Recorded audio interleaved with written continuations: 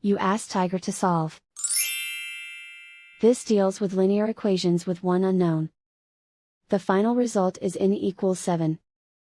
Let's solve it step by step.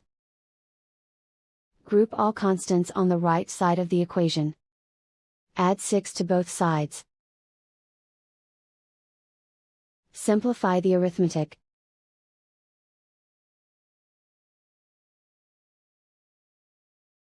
Isolate the n.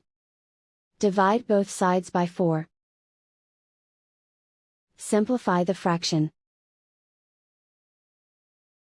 Find the greatest common factor of the numerator and denominator.